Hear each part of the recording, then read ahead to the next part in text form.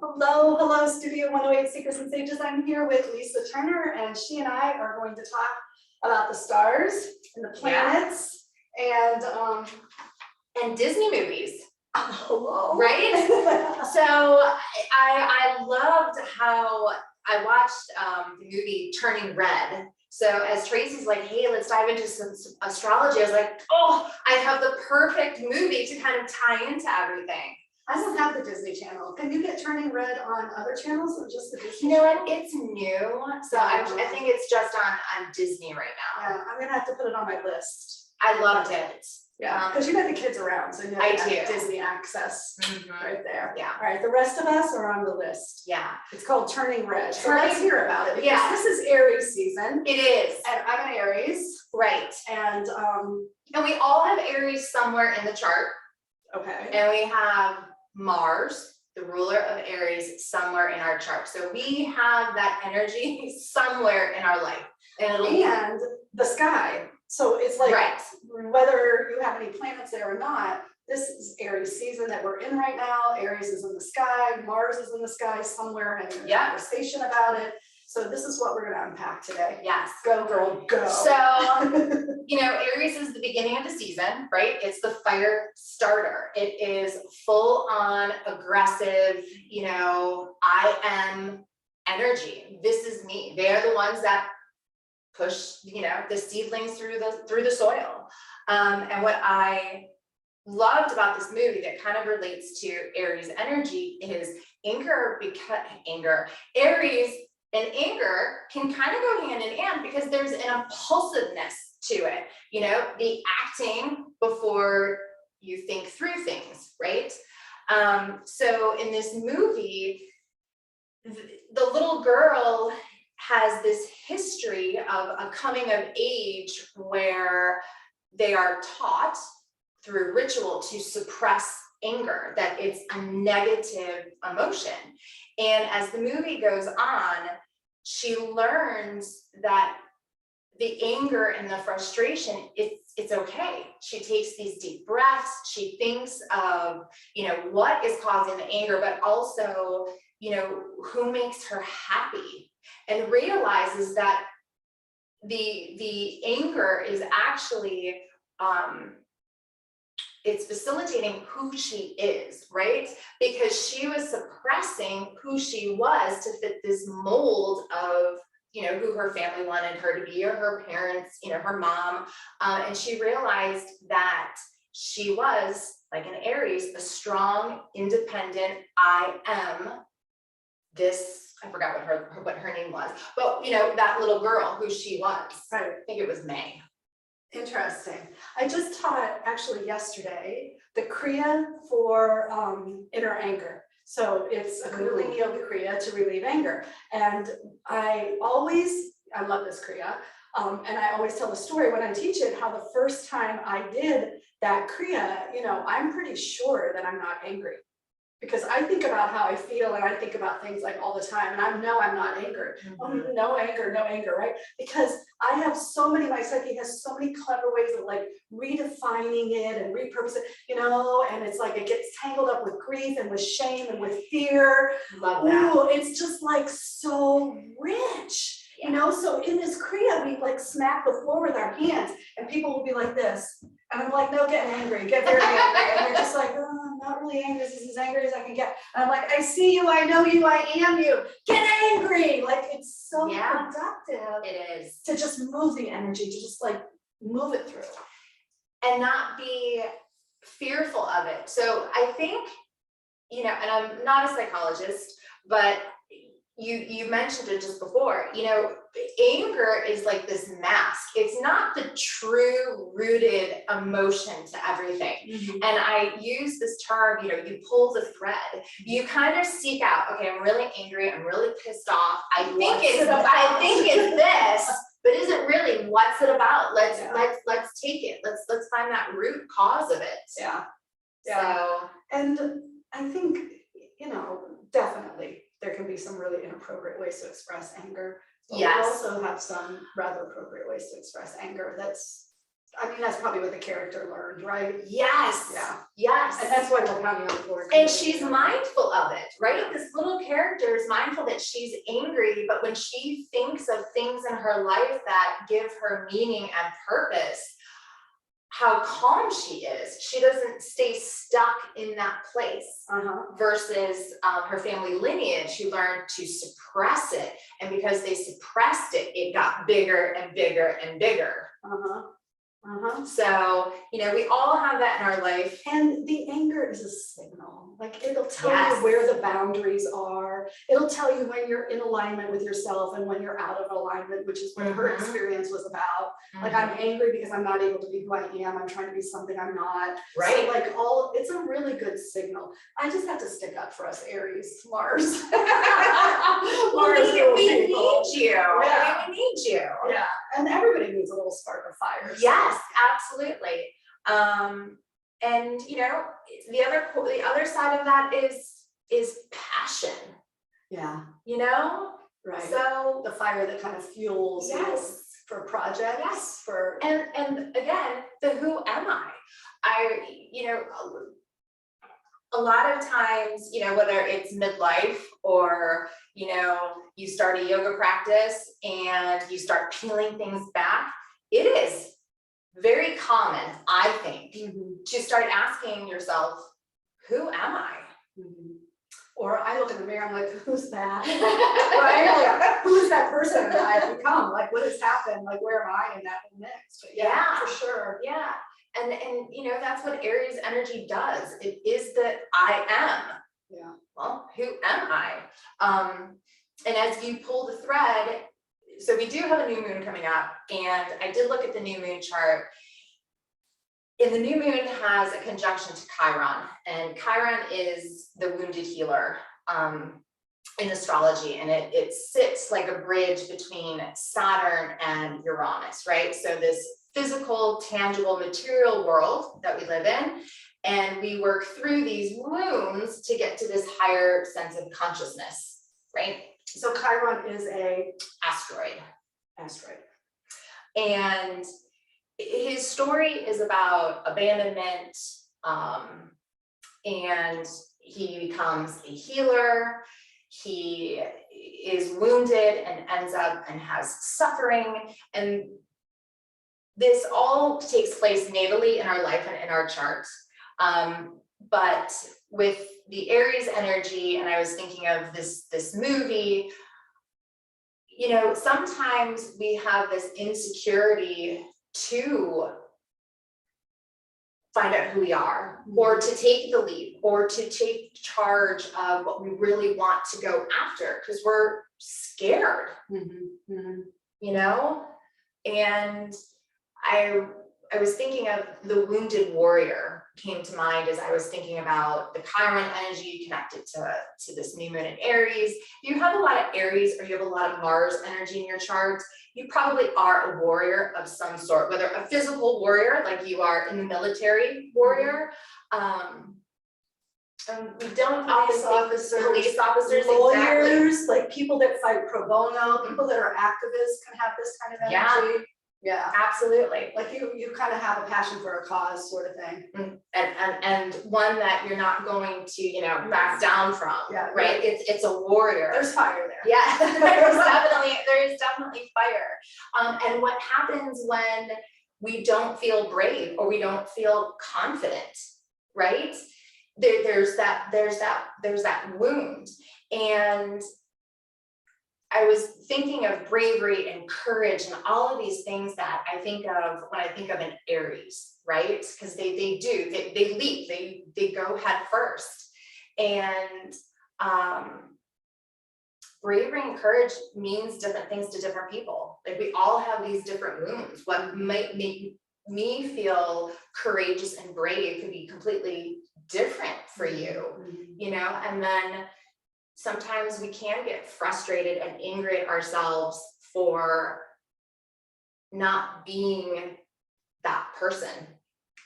Right. You know what I mean? Like, not taking that leap or right. And I think for me, I see it too, that Chiron energy. kind of come out in words or behaviors or moments when I'm acting from that wound rather than acting from my love or my highest self. Yes, so Chiron is a centaur, so it's the man on top and the beast on the bottom, the animal on the bottom. And I have had teachers who have said it, and it's very accurate. When your Chiron wound comes out, you attack like the beast. You know, you have that anger, that reaction. And it's brainstem. It's just, it is. the human psyche is really complicated, you guys. You can't just out here think yourself into being this perfect person. Yeah. And I mean, we all have regrets. We all have times when we've acted out of wounds. Yeah. And there's a regret. Yeah. You know, absolutely. like, what's your most embarrassing moment? Which you're willing to talk about? What's your most shameful moment? That's like harder to talk about. Yeah. Yeah. So, you know, as this new moon comes in and as we work through the energy. So are we going to be challenged by this? Is it going to be hard? I thought about that. Oh my gosh, now I'm worried about the weekend. No, I did. So I usually go to the positive side of everything. But what I actually kind of liked about it is going, okay, so Mars and Saturn are kind of together. You can think of it as like a very stuck energy, but what I really liked about it was actually going, okay, we have this new beginning, but where's my compass, or where am I at with as far as my insecurity to take a lead or to take charge or to start something new, right? Okay. And can I funnel that in this strong energy moving forward? I'm not necessarily like confident like this, but Lisa, this is a part of starting anything new. Yes. So anytime you set an intention, if it's a worthwhile thing, you're going to come against a boundary, a border, a point of resistance. Exactly. Where you're like, maybe I don't really want to do that. So I kind of like the Saturn and Mars together because it's funneling direction.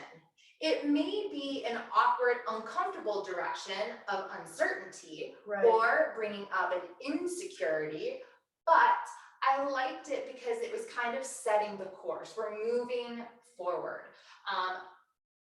We're in Aquarius, so things that have to deal with groups or help from other people, a beautiful way to help kind of navigate that energy. Yeah. You're feeling insecure, uncertain about things that are kind of happening in your life. Call a friend, right? Right. Excellent. So, okay, so a part of the process. It is a part of the process. Part of the process. We can do this, you guys. We can do this. Yes. We can do this. Now, I know that you have some thoughts today about the houses. I do.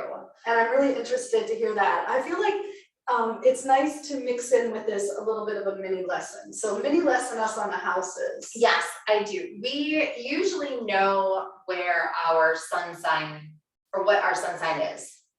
You know, right? I'm an Aries, a Scorpio. You know your birthday. You right? Lock that down. You gotta know that.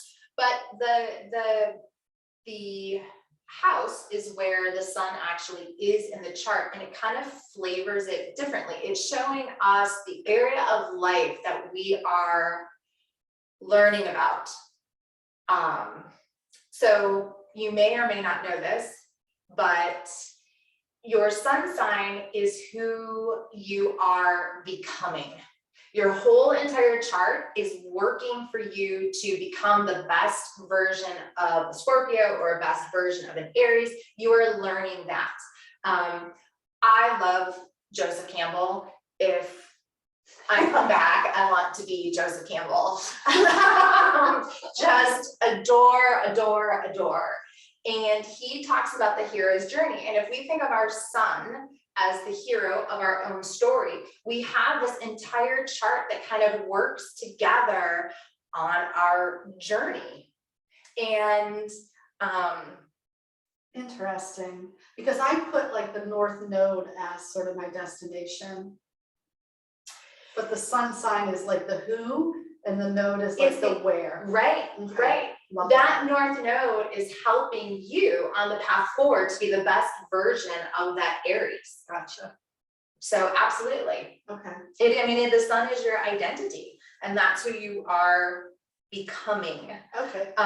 You're becoming the sun in this lifetime. So we all have a stage, which is the area of life that your sun is in. So if you are in a first house sun, you are in that Aries house of the drive to be, the who am I. Gotcha. So So the chart is round it is round. and the houses look like pieces of pizza or pizzas of pie. Mhm. Would you rather have pizza or pie? Would you like your houses to be like apple pie? I would go with pie Would versus you go with pizza? no, I wouldn't. No? No. Unless Tough, I love pizza. it was like a really good gluten-free puff Yes, crust. with chicken and broccoli or Yeah, mushrooms. yeah. Okay, we agree. Yeah. All right, let's go on then. So the first house would be like. It's first the pizza main pizza. house. It's the It's I the main house. house. It's the I house. Okay. And it's not that these people are selfish people, it's that they are really centered on becoming. Self-identity. Okay. Yes. And then the second house is about our possessions. So our focus starts to go towards worth, value, material possessions. Your sense of security around the things that you own for material success. Interesting. Okay. That third house, communication, siblings, education. First ring relationships, like first close to the family kind of relationships. Yes. Siblings. So like siblings, aunts, uncles, Gotcha. Okay. immediate family right there. Okay. The fourth house is very much about family and roots. There is a family focus. You could love heritage, right? Or ancestry, tradition in that house. That fifth house is about expression, self-expression, talents, fun, developing. What am I passionate about? Children are also there. I see a lot of very creative people in that fifth house when they have a really big stacked fifth house. The sixth house is the house of others. It's the Virgo house, so it's the house of improvement. The health house. So if you work really hard and overdo it in the sixth house, you might end up in the 12th house, which is, the rundown house of, hey, I need to get away because I've totally spun my wheels and burnt myself out. But it is the health house, and it's what the body needs in that house. Sixth house. Yeah. The seventh house is our relationship house. The house of others, so your partner, your marriage. If you have that sun in the house, in that seventh house, relationships are important to you. So counselors, right? Anytime people are interacting one-on-one, that may be what you feel called to do. Yeah, it's your sweet spot. Okay. Yeah. The eighth house is the house of transformation and regeneration. So it is the Scorpio house. So I am a Scorpio and I have a 8th house. My son is in the 8th house as well. So I often think about this because I don't really deal with anything with death or inheritance. I don't work at a morgue or a funeral home, like something that would kind of capitalize on that 8th house. That's what 8th house is about. Right, kind of like energy. However, I'm always seeking that death and regeneration in my own life. Gotcha. And even as a teacher, I feel like I try really hard to get you to the underbelly, right? You know what I mean? That core, ooey, what's underneath there, that scary stuff, so that you can help go through that process of death and rebirth. The 9th house is religion, philosophies, long journeys, and we may you know, be interested in law or social causes or, you know, traveling, teachers, higher education, philosophers, gurus, all of those in that ninth house. Your 10th house is about achievement. So you have a really strong desire to be seen when you have the sun in the 10th house or a lot of planets in the 10th house. So that could be someone who is in charge of a company or like an owner of a business, you know, they want to be in charge, politicians, government, those, that's kind of your 10th house. There's a strive for significance in that house. The 11th house is about goals and objectives, hopes and wishes. Friendships are there. I see a lot of people involved in science, the internet, and social causes in that house because it's the Aquarian house, right? So they're looking to connect the collective. And then the 12th house is the house of transcendence. It's the unconscious, the serve or suffer. Doctors, researchers, healers, I find in this house. Anyone who has a lot of 6-12, I find are in healthcare or in healers, whether it's traditional medicine, Western medicine, any herbalists, anything like that. Okay, so what you do is you go to Google and you put my natal chart for free, and you go to a natal chart, you put in your birth date, time, and place, and just it'll zip you out a free chart, and you'll see kind of like the little symbols of the planets all over, and you look for the one that's a sun, it's a circle, right? With a little dot in the middle. Yeah, with the dot in the middle. And the reason is there is no beginning, no end, right? Right.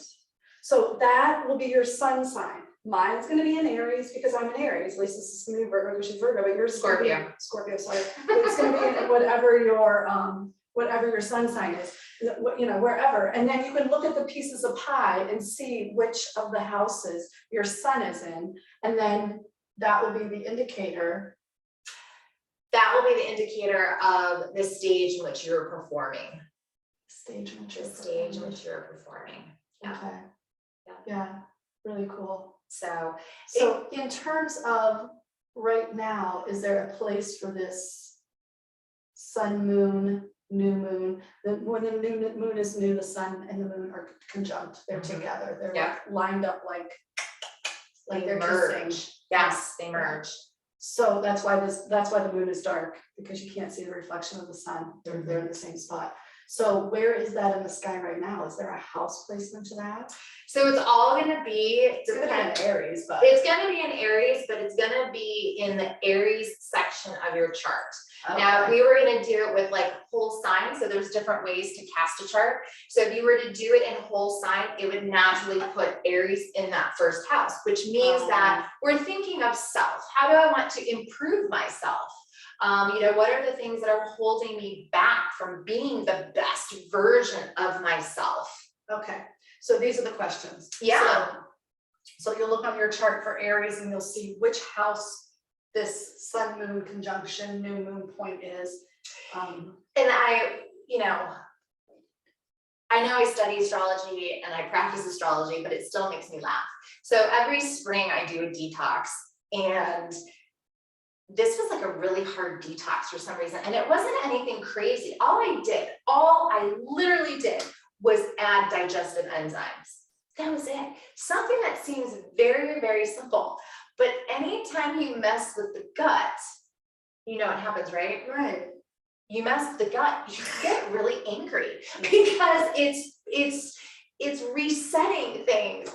So I've honestly been really angry lately and have had to pull that thread going, all right, what is going on? Because there's something underneath that. There's something in there churning and trying to move through, but I have to laugh because there's all this Aries, there's, all of this new moon, but I'm thinking of it in the terms of, okay, where are my wounds, right? Something's in there energetically, emotionally, that is stirring up. It needs that reset. Right. So this is your new moon. So this is kind of like, my new moon. Yeah, I have some plans for new moon tomorrow night. Yeah. Too. Yeah. Super interesting. So Thanks for getting us ready for it. I really like them. I think, you know, I like them very much from a ritualistic point of view. Uh-huh. I do. Yeah. You know, I think it sets, help the tone, the energy, and you know, if we think of Chiron, going through that checklist of, you know, where do I not feel valued right now? Where do I feel abandoned? You know, where do I need to learn from, right? I know in my own life where these things are starting to surface, where these Chiron new moon things are coming up for me, and just kind of sitting back and not judging them. Right. Not pushing against them. Because you know, yes, like not stuffing them. New beginnings, set new intentions, all this great stuff's gonna happen. Like don't let people paint it that way, because that's not the reality of our experience. No. It's like, yeah, new moon, I'm thinking about this, and I can expect some resistance, I can expect to have to let go of something. This is like a really rich multidimensional journey, and Chiron's right there. Yes. Right there. So there's a little fear, there's a little insecurity, there's a little, you know, oh my gosh, you know, can I do it? Yeah. I looked up a quote that I kind of wanted to add to my Chiron stuff, and it was the quote that Nelson Mandela had about how, I'm not going to say it right, but if you Google it, you'll find it. It was about courage or bravery. And he was talking about how you can still be brave and still have that sense of fear inside, but you're being triumphed over, you're still taking the steps forward. And that made me feel that, you know, Aries new moon Chiron energy going, I feel insecure inside. I know I do, but I'm going to take those steps forward. 100%. And be brave. 100%. Yeah. 100%. So that's what it felt like to me. And we have our work cut out for us, but I know we're ready. Yeah. I know we're ready. And Aries season brings spring. And the weather's changing. I think it's so good. It's a big guest time. Yeah. Aries is a guest all day long, you guys. So just be patient with yourselves. Dig in there. Take a few deep breaths. Yes. If you have Disney Channel, watch. Me teaches you to take some deep breaths. I mean, it was so wonderful to watch. To work through all of the emotions, not just the good ones. You know, anger and frustration has a place. It is saying, hey, like the big red panda, pay attention to me. There's something going on. This message that I'm trying to tell you. 100%. Awesome, Lisa, thank you. Thank you. It was nice being back. It was nice. It's been a while since it has been a while. Chatted, but like, it's good. So stay tuned. Happy New Moon. Namaste. Happy New Moon. Namaste, you guys. Thanks for joining us.